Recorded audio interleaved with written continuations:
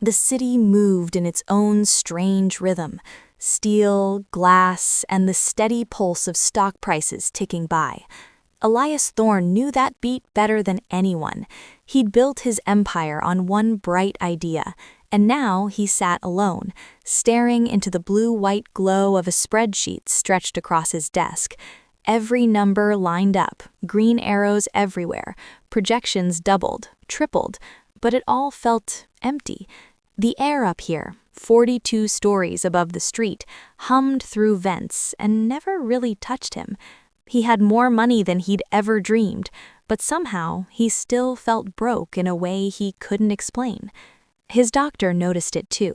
After a pile of tests, cortisol sky high, sleep all over the place, the doctor handed him a prescription that sounded like a joke. Find something grounding, Elias. Get your hands on something real, not algorithms, not deals, something you can actually feel. That's when Henry Miller showed up. Henry looked like he'd stepped out of a different world, a world with dirt and sunlight and seasons that mattered. He wore a pressed flannel shirt, somehow crisp and broken in at the same time, and he brought with him the smell of basil and earth warmed by sunlight. His handshake was a story by itself. Wide palms, hard calluses, lines that mapped out years of hard work under open skies.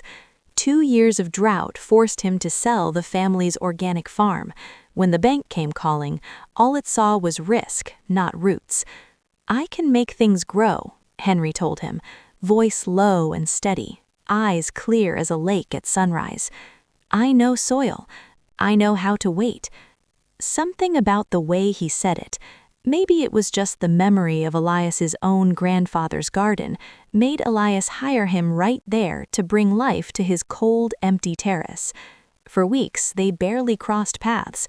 Elias kept to his routine, gone before sunrise, home after midnight, a ghost in his own place. Sometimes he'd spot fresh planters, neat rows of dark soil, or the beginnings of wooden trellises, but Henry himself was almost never around. It was like the terrace was changing itself quietly while the city roared below. Then, one Wednesday, everything crashed.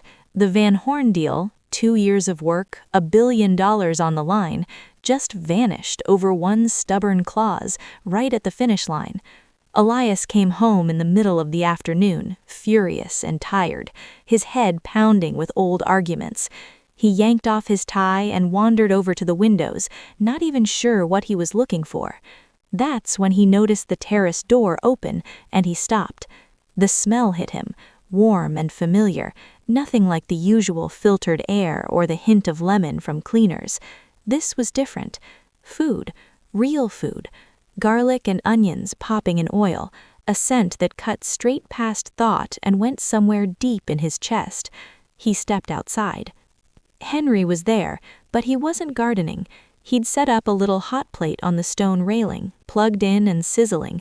A cast iron skillet shimmered with olive oil, onions and garlic dancing in the heat. Henry worked quietly, chopping a pile of deep green leaves he'd just snipped from a planter. "Lacinato kale," Henry said over his shoulder, as if Elias had been expected.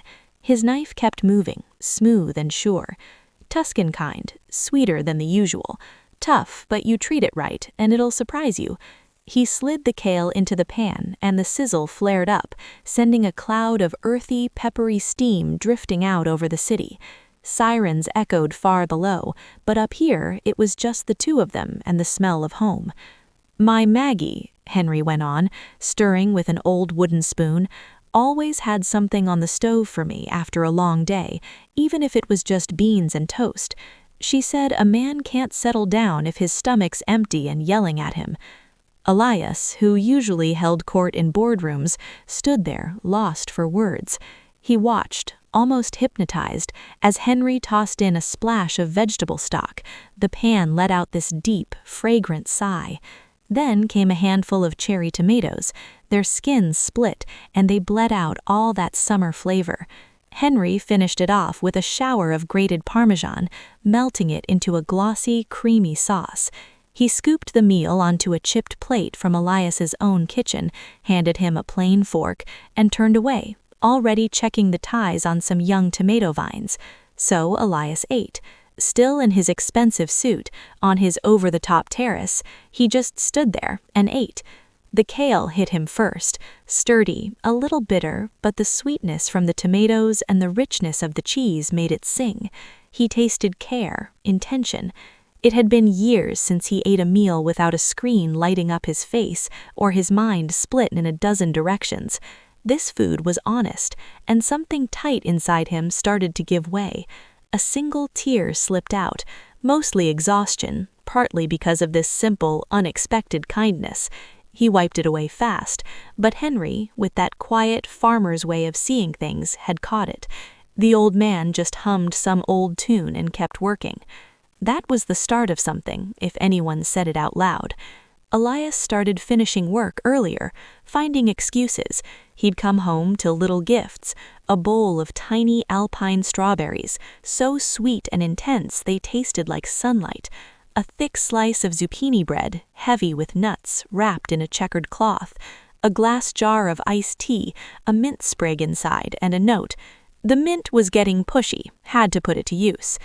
They talked more the way beans slowly climb a trellis. Henry told stories that always circled back to the land. "See these tomatoes?" he'd say, pinching off a sucker. "You have to give them some stress, some direction, or they won't give you anything worth eating. People are the same. Too easy, you end up shallow." He loved talking about compost, turning waste into something valuable. He mentioned his Maggie with a gentle reverence that made Elias's own divorce sting a bit more. The terrace changed. The fancy, uncomfortable furniture ended up pushed aside. In its place, Henry made a new world out there. An old door balanced on sawhorses for a potting bench, 2 Adirondack chairs rescued from a junk pile, sanded and painted, and a small round teak table with mismatched chairs he'd fixed himself. "Every table needs a story," he said once, smoothing a rough edge with sandpaper. Life crept in. One Saturday, Elias's daughter Chloe showed up. 19, always online, her life a blur of screens and scrolls. She found her dad kneeling next to Henry, hands deep in potting mix, carefully settling tiny basil plants. "You're gardening?" she asked, raising an eyebrow and her phone, half mocking, half incredulous. "Learning," Elias said, grinning up at her, a streak of dirt on his cheek. Henry broke off a bit of lavender and handed it over. "Here, your generation pays a fortune for this smell in little bottles." Chloe crushed the buds between her fingers. The scent, fresh and calming, cut right through the city air. She looked surprised. "That's really nice." "My granddaughter calls it offline serotonin," Henry told her, and his eyes finally showed a real smile. He showed her how to gently tuck the soil around the roots. Support matters, at the start and all the way through. Chloe, caught off guard, slid her phone away and stayed. Her perfect nails got dirty. Henry started asking about Elias's mother, Agnes, who lived in the building's fancy assisted living floor. Agnes's memory was slipping, old scenes and names vanishing. Elias visited, but every conversation looped, left him feeling lost. Then, one Tuesday, Elias closed the deal of his career, huge, the kind of thing people remember you for. He came home riding high, ready to shout the news from the terrace, but the sight that met him stopped him cold. Henry was there, and Chloe too, her head thrown back in real, ringing laughter, rare and bright as birdsong. And between them, wrapped in a soft, hand-knitted shawl, sat his mother. Henry had gone down to fetch Agnes himself. "The evening light's good for the soul," he told her, and she, who so often didn't know her own son, just took his arm and followed him up. But the real center of gravity was the table, not some fancy feast, just lunch, spread out on the battered teak. It looked plain, but there it was, abundance in its truest form. Fresh bread, crust still crackling, warm enough to feel through your palm. slices of heirloom tomatoes, red and gold and purple, shining under a sprinkle of salt and a slick of green olive oil, a bowl of radishes, greens still attached, bright and cheerful, a hunk of cheddar wrapped in cloth, butter yellow as a yolk, softening on a stone slab, honey in a jar, edges starting to crystallize. The old kettle on the hot plate just started to whistle, soft and happy. "Henry says it's time to eat," Elias told her. Her eyes, he couldn't remember the last time they looked this alive. She reached for the bread. "It's still warm, feel it." She caught his hand, the same hand that inked billion-dollar deals, and pressed it to the loaf. The heat, right there, ran up his arm. It was simple, but it felt huge, like the bread's heart was beating right into his own. Chloe was off to the side, narrating a ladybug's every move as it wandered over her knuckles, and Agnes listened, totally absorbed, almost childlike. Henry stood by, helping steady Agnes's hands as she buttered a slice of bread. His own hands, rough and steady, wrapped around hers. Sunlight poured in, thick and golden, turning the steam from their tea into something almost holy. It lit up the silver in Agnes's hair, caught dust motes that spun and glimmered in their own quiet universe. Far below, the city kept on, buzzing and busy and not noticing any of this. That's when Elias understood. This was the payoff, not the tomatoes or the kale, but this strange, perfect moment that Henry had coaxed into being. He'd broken up the hard, neglected ground of their lives, planted attention, watered it with small kindnesses, and waited. Out of all that, he'd built something you could actually live in, a place to belong not because you had to, but because you chose to. Not padded by money, but the simple understanding of what it means to break bread together. Elias, the man with everything, suddenly felt whatever he'd built around his heart fall away. He broke down, right there, cried for all the lonely meals at his desk, the school plays he skipped, the stories he never told, the mother he was losing, and the one he'd never really known. He cried for the beauty sitting right in front of him, so ordinary it was almost miraculous. Henry didn't say anything about the tears, didn't try to make it better.